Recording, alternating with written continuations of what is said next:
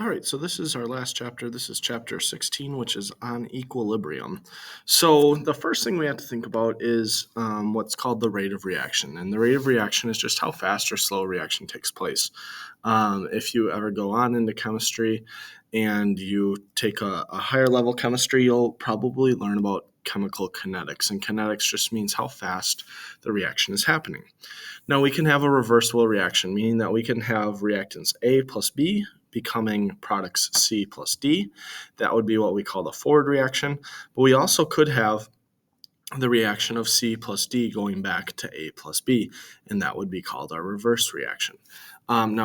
Typically, when we put these two things together, you would put just a double arrow in between them. So what you're going to see it look like in the future is not the single arrows. You're going to see this kind of double arrow. So one arrow going that way and one arrow going that way.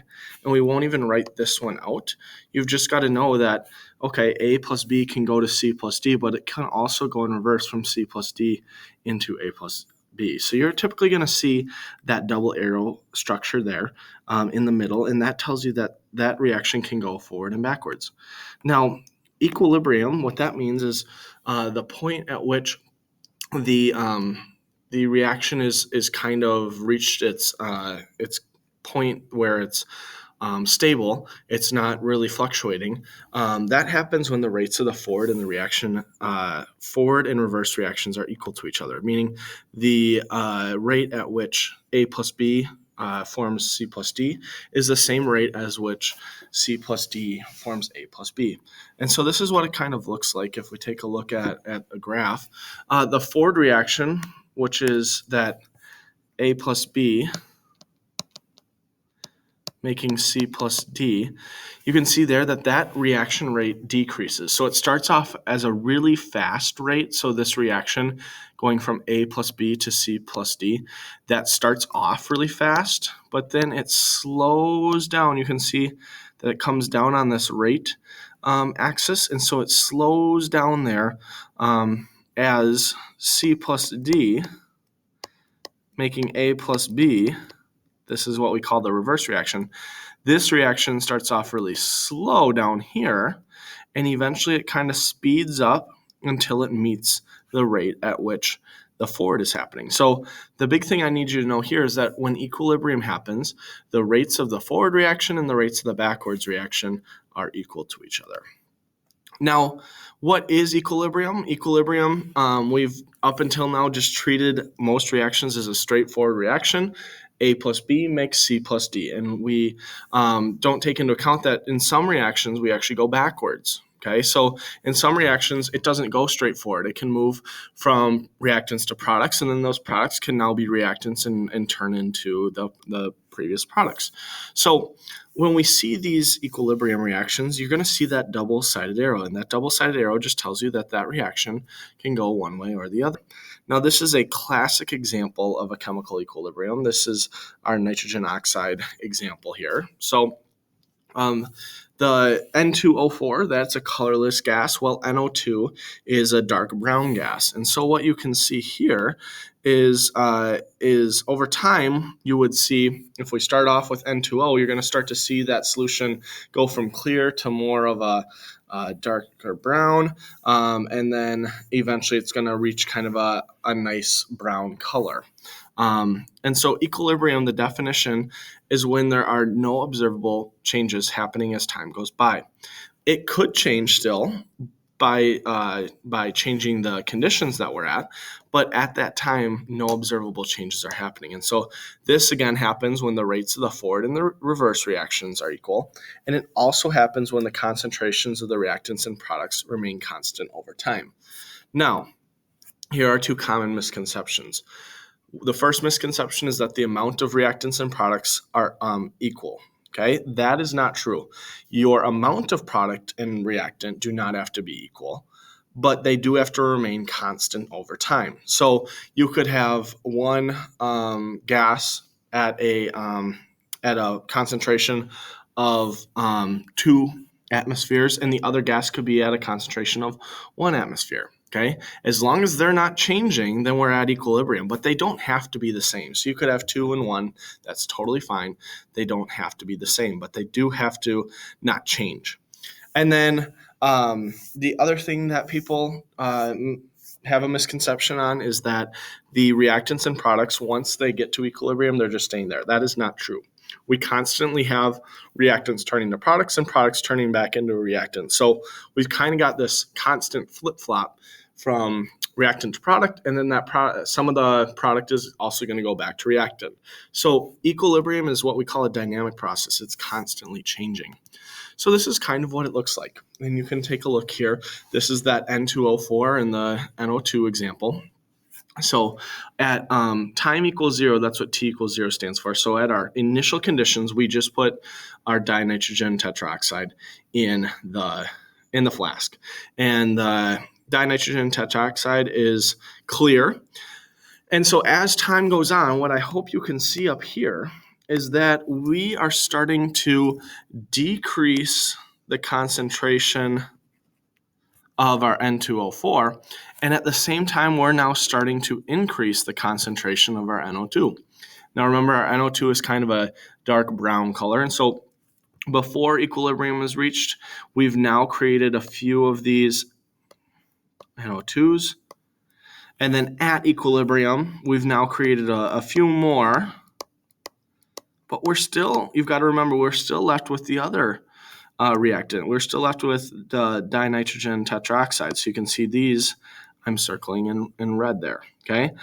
So what happens there is that you're creating more nitrogen dioxide while decreasing dinitrogen tetroxide. But at equilibrium, you don't lose everything of the dinitrogen tetroxide.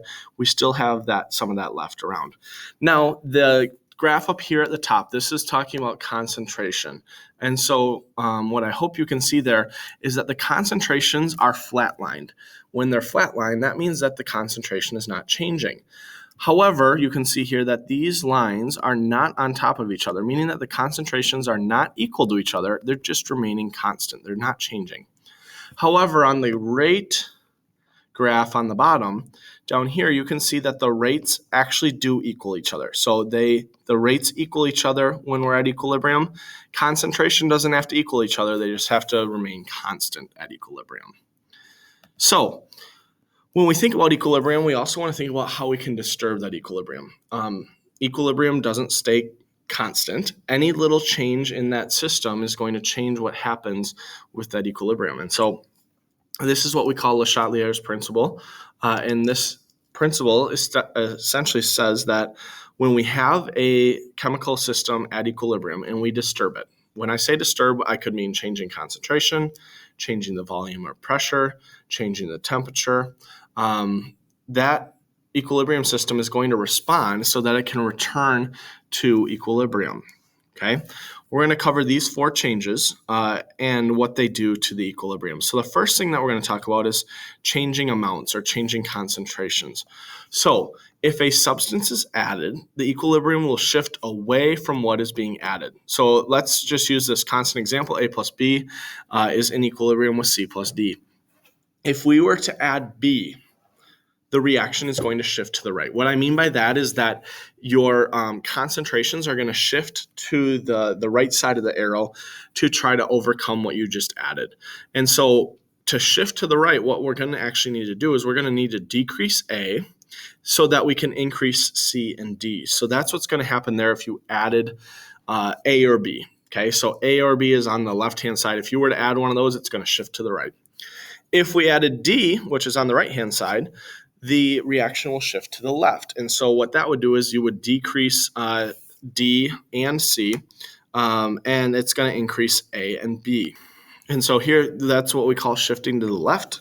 So we've got to increase the concentrations on the left-hand side while decreasing the concentrations on the right-hand side. Now, if we were to remove a substance, we don't have to remove it all. We just, take away some concentration. The equilibrium is going to shift towards whatever was being removed. So adding moves away, removing shifts towards. And so if we were to remove A, the reaction is going to shift to the left. Okay, so taking a little bit away from A, you're going to want to make up for that. So we would increase B by decreasing C and D. And then if we were to remove C, what that would do is we would want to shift to the right. And so we would increase D now and decrease A and B. Okay, so remember that when we're changing amounts or changing concentration, adding moves away, removing moves towards. We want to try to make up for that disturbance. And so adding, you're going to want to move away from what you just added so that that can go back to an equilibrium. And then if we remove, we want to move towards what was ever taken away so that we can try to move it back to equilibrium. Now, volume and pressure. A lot of times we'll talk about volume, but remember that deals with pressure as well. And so if the volume decreases, that will cause the pressure to increase. And when you decrease volume or increase pressure, that's going to cause the reaction to shift to the direction with the fewer moles of gas so that we can relieve that pressure.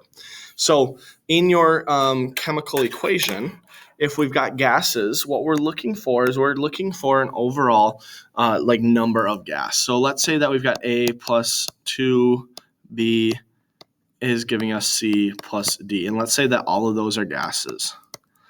So if we were to decrease the volume, which it increases the pressure, what's going to happen is that this side has 3 moles of gas. 1 plus 2 gives us 3. This side has 2. And so if we were to decrease the volume to increase the pressure, we're going to move to the right. However, if we would increase the volume, which decreases the pressure, we would move to the left because we're going to try to make more molecules of gas to try to increase that pressure a little bit. This one I found is kind of tough to understand, but essentially what I want you to think about is if we have pressure increasing, then we want to decrease that pressure by making less molecules within that flask. And so you can make less molecules if you move to the side with fewer moles of gas. Now let's say that the pressure decreases because we increase the volume. You're going to now want to make up for that decrease in pressure by making more molecules of gas.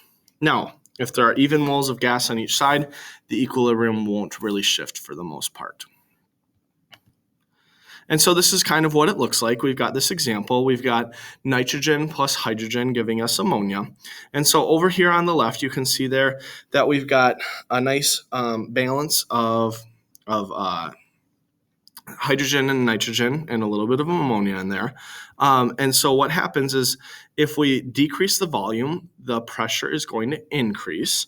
And so when we increase the pressure, we're going to want to reduce the number of molecules. So if you take a look and we actually count how many molecules are in here, we've got 1, 2,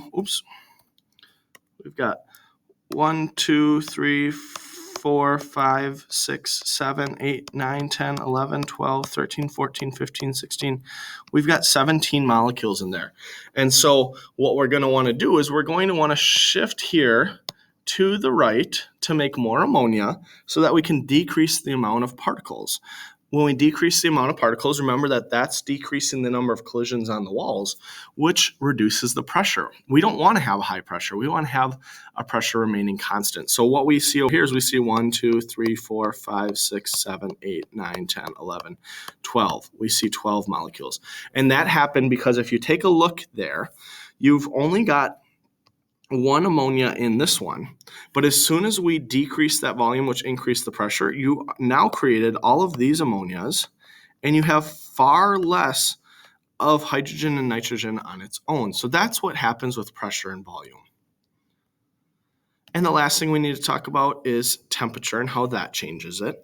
We can think of heat as being either a reactant or a product based on the type of reaction. So if the reaction is exothermic, meaning if we see that the change in heat, delta H, is equal to a negative number kilojoules, then that means that the product the heat is actually a product, meaning it deserves to be on the right. I actually find that it helps to actually write where heat belongs. So if it's a negative kilojoules, then heat belongs as a product. If it were a positive kilojoule, it's going to belong as a reactant or on the left. So if we were to increase temperature or add heat, that's going to want to move it away. So adding heat, because heat is on the right-hand side, adding heat would move it away to the left. So we would increase A and B, and we decrease C and D. Now let's say that we remove heat. Removing heat is just like removing a reactant or a product, just like removing a concentration. Removing heat is going to want to shift the equilibrium to the right, which would decrease the left and increase the right. Okay? Now, if we had an endothermic reaction, meaning that we have a positive kilojoules, heat belongs here on the left. And so if we add heat, that's going to want to shift my equilibrium to the right. When I shift my equilibrium to the right, I now increase these and decrease my reactants A and B. If I decrease my heat, I'm going to want to move to the left. And so when I do that, I'm going to increase A and B, and I'm going to decrease C and D. The last thing that I want to talk about is catalysts. So catalysts are there to lower activation energy for both the forward and the reverse reaction. Now remember that activation energy is defined as the energy required to make a reaction happen. It's the amount of energy that you need to kickstart that reaction into actually going to completion. Now, the higher the activation energy, the more difficult it is to get that reaction started because you need more energy there. Now, catalysts do nothing to change the equilibrium. The only thing that catalysts do will help the reaction get to the equilibrium faster. So let's say we had a reaction and it's got a very high activation energy. What we are going to be thinking about there is, okay, the reaction will happen. It'll just happen very slowly, and it might take a few hours to get to equilibrium. But if we were to add a catalyst, it's going to get to equilibrium much faster because it lowered the amount of energy that was needed to make it happen. Okay, so what I want us to do here is I want us to think about this equation up at the top. A plus 2B is in equilibrium with C plus D. You can notice there they're all gases, and then you can see there that the change in heat is a negative 15 kilojoules. I would recommend actually writing the heat as either a product or a reactant based on it being negative. So you've got to figure that out. Go back a few slides, figure out which side the heat belongs on. So then we're going to go through 4 changes here. When you look at the change, determine whether it's going to shift to the left or right, then figure out whether it's going to increase or decrease those concentrations. So take a second, pause the video, and answer these questions. So adding A is going to want to shift the equilibrium to the right. And it's going to shift the equilibrium to the right because you want to move away from whatever you just added. So we're shifting to the right. When we add A, we are increasing A. That was pretty much defined for us in that problem. When we add A, we're going to then have to decrease B in order to shift to the right. You can't add more B because that would shift the reaction to the left. So we need to take away a little bit of B to turn it into C and D. So C and D are both going to increase there. Now, if we remove D, okay, so decreasing D, we're now going to shift right because we want to make up for that change there. So we're shifting to the right, which means that we need to decrease A and decrease B, and then we need to increase C to try to move back to the right. Now the next one, since this is a negative, heat actually belongs on the product side or the right side. So if we increase temp, we're increasing the heat, okay? Increasing the heat is going to shift our reaction to the left because our heat is a product. Now when we shift to the left, that's going to mean that we need to decrease C, decrease D, but we can increase A and B. And then the last one is decreasing volume. Decreasing volume increases pressure. When we increase pressure, we want to try to relieve that pressure by reducing the number of molecules in there. And so when we do that, what's going to happen is we're going to shift to the right because the right has 2 moles of gas and the left has 3 moles of gas. So shifting to the right because pressure increased, we want to decrease our amount of molecules to try to decrease that pressure again. So this is going to that's going to decrease, decrease B, and then we're going to increase C and increase D. Now, the last thing we want to All right, so here's a summary of everything within Le Chatelier's principle. So increasing concentration is going to shift the equilibrium to the opposite side, meaning if we increase the concentration on the left side, the equilibrium is going to shift to the right. And that reason is because extra concentration needs to be used up. If we decrease concentration, it's going to shift to the same side. When we shift to the same side, it's because we need to produce more of what was just being removed. So you're going to want to try to shift to that side. Now, if we decrease volume, that's really increasing pressure. And so it's going to shift to the side of the equilibrium with less moles of gas. And that's because pressure needs to be reduced again. And so we're going to move to the side with less moles of gas so that there's less molecules in there. If we increase volume, that's really decreasing the pressure. So we're going to shift to the side with more moles of gas. And the reason for that is because we want to try to raise that pressure up a little bit. And so by moving to the side with more moles of gas, you're creating more molecules. Now, with temperature, remember that you got to figure out which side of the equation that heat goes on. If it's a negative delta H, then that's a product. If it's a positive delta H, that's a reactant. It's on the left. So increasing temperature is always going to move away from the heat or the energy. It's going to shift in the endothermic direction. And the reason for that is that extra heat or energy must be used up. It's just like concentration. I want you to realize that temperature works just like concentration. If we increase temperature, we move away. If we decrease temperature, we move towards wherever that heat is. And then lastly, adding catalyst does nothing to our equilibrium. It just increases the rate, making the reaction happen a little bit faster. The last thing we have to talk about are buffers. Now, when we think about buffers and pH, we could die pretty easily if our body gets out of whack. And so pH is regulated during exercise, but this kind of way. So when we exercise, we produce carbon dioxide. When we produce carbon dioxide, there is less oxygen being converted to make energy for our cells, which makes lactic acid. When we make lactic acid, the proton comes off of the acid, and so now our pH of our blood increases.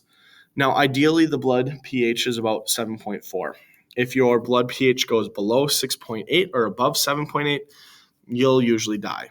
And so the way that this is regulated is with a bicarbonate buffer system within your blood. And so what happens is that it starts to sense that we have some increased protons, some increased H pluses, and which means that it's getting more acidic. Okay. And so this buffer system is going to try to remove those H pluses so that you don't die, so that our pH doesn't drop below 6.8. Now, what is a buffer solution? It is something that consists of a weak acid or a weak base. Okay, so some of our most common weak acids and weak bases, or weak acids, would be something like acetic acid. Okay, carbonic acid. And then hydrofluoric acid is another common. These are weak acids. Our most common weak base is NH3 ammonia. Okay, so it has to have one of those, and then it has to have the salt of a weak acid or that weak base. So let's say that we are dealing with ammonia. This would be a basic buffer. So your weak base would be NH3, and then you would want something that contains NH4 plus. Okay. Now the NH4 plus, you can't just go into the stock room and find a NH4 plus bottle. That NH4 plus has to be connected to something. So typically in our stock room, you might grab off the shelf NH4Cl. Now it's important to remember that when this goes into solution, you get NH4 plus and you get chloride. So you get an ammonium ion and a chloride ion. Now that chloride ion is just swimming around in solution. That really doesn't matter to us. We care about that. And so the buffer resists pH by adding when we add acid or bases. And it really just happens because acids react with bases. So meaning bases can add a proton and acids can take away a proton, be deprotonated. And then it also happens because there's that common ion effect. So the common ion effect is something like this. So when we put that salt in water, we're going to get that we're going to get that ion in solution. When we put the acid in water, it's going to also have that ion in solution. And so because we have that ion from both the salt and from the acid, that ion is going to be able to be shifted. So we can either add a proton or we can take some of that acid and turn it into that ion. So we can do it either way. And so this is kind of what it looks like. If we had some generic weak acid, when you see HA, A is not an element. It's not on the periodic table. A just stands for like an acid. So HA is your weak acid. It's got the H and it's got the A part to make it the acid. So the HA is the weak acid and A minus is your ion, okay? And that came from something like a salt, like NaA, so sodium with the A or maybe potassium with the A. You somehow have to get a salt that has that A attached. Now, let's break it down. We have HA and we have A minus both swimming around in solution, okay? If we add any OH minus, meaning if we add a base, okay? So adding OH minus is adding a base. What that's going to do is that's going to pull that H off of the weak acid. So this is our weak acid. Okay. It's going to pull that H off, and that's going to turn into our water. Okay. This A is left over with a negative charge. So when we add a base, it pulls that H off, turning it into water, and we're left with whatever was bonded to the H. Now, if we added acid, okay, H plus or H3O plus, when we add that in there, what that's going to do is that's going to take and bond that H to the A minus to form our HA. And so it's important to remember that we've always got HA and we've always got A minus swimming around. And so when we add our base pulls that H off to make water, and we're left with our A minus. And then if we added acid, that H plus is going to bond with A minus to make our weak acid. Okay, so here's what it actually looks like if we think about like an actual example. This example is like an acetic acid example. And so what I want to try to show you is that remember we've got the C2H3O2 as a minus, but we also have HC2H3O2. Now in your solution, I'll circle these for you.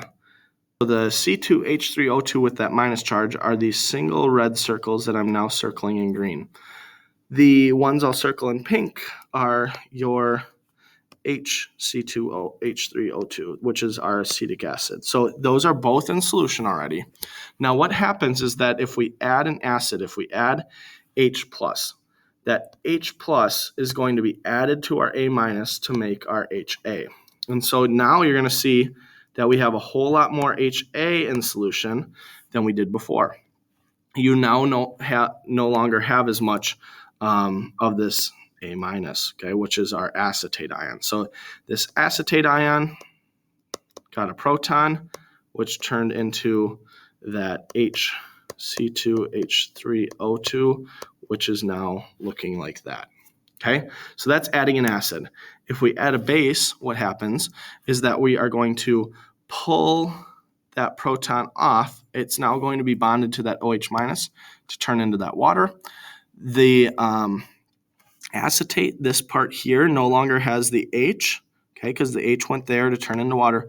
So we just get this all on its own. And so what I'm hoping you see here is I'm hoping you see a whole lot more of these single red circles with no white on them. And so that's what happens when it goes to the right. So given the buffer system below, this is hydrofluoric acid with the fluoride ion. I want you to determine what would happen or describe what would happen if we added nitric acid to the solution. And then instead, if we didn't add nitric, let's say we instead added potassium hydroxide to solution. So here's our solution. Adding nitric acid is going to add in protons.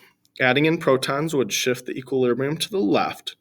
If we shift the equilibrium to the left, we're reducing our fluoride ion and we're increasing our hydrofluoric acid concentration. Now, if we add KOH, that's going to add OH to solution, which is then going to bond with our protons. bonding that OH minus to our protons is going to then make that into water. So you're really essentially taking this H plus and you're adding OH minus. Those two added together gives us HOH or water. And so since this got decreased, we're shifting to the right. So we're going to decrease our hydrofluoric acid and increase our fluoride ion.